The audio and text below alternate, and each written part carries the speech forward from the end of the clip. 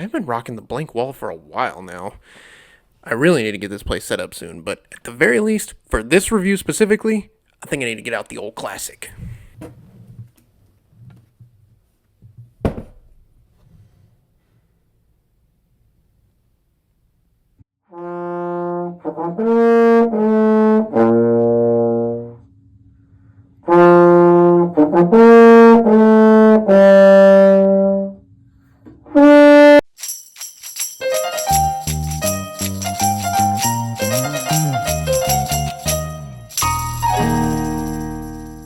The Captain America trilogy is probably my favorite trilogy in the MCU.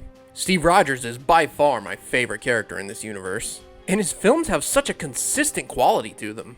When he passed on the shield, I was excited to see how Sam Wilson would be as his successor.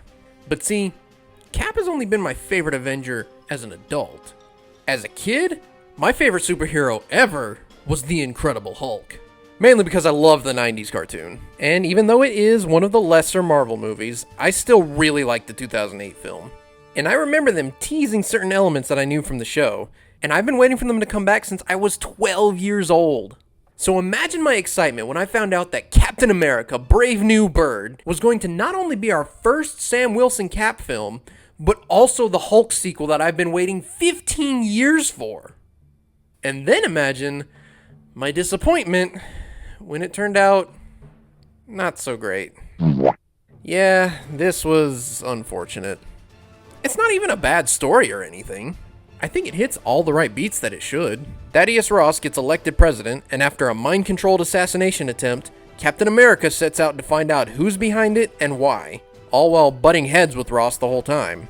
That's a decent and intriguing plot.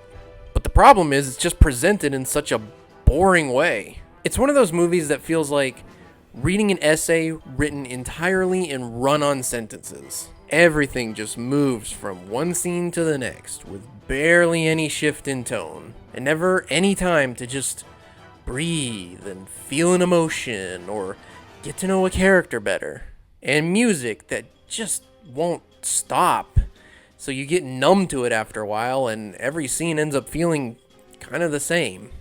Something Marvel's actually been pretty good at since the beginning is character development. But I can't really tell you what's different about Sam at the end of this movie versus the beginning. They did way more to flesh him out and dig into what's important to him in The Falcon and the Winter Soldier. But they didn't really build off of that or do anything new with him here. And another thing the MCU has always done really well is the way they just throw you into things. Yes, these movies all have heavy continuity, but they've always managed to get across the bullet points of how we got to where we're at in a very natural way. Not in this, though. They really want you to know what happened in The Incredible Hulk, the other Cap films, and even the Eternals. And they let you know with the most clunky and awkward dialogue possible. It's never spoken like an actual human being would speak it. I think one of the most disappointing aspects of this film is how flat the emotional scenes fall.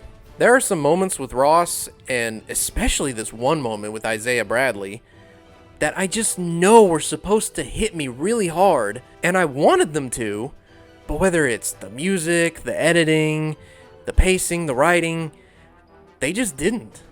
I think this is clearly a case of studio interference, because I didn't feel a director's voice in any of it, despite how competently he put it together.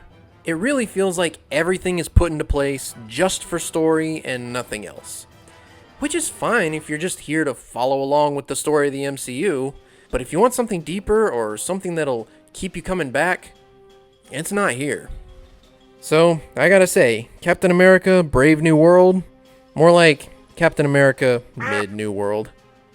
I could see this working if they had just given it more sauce.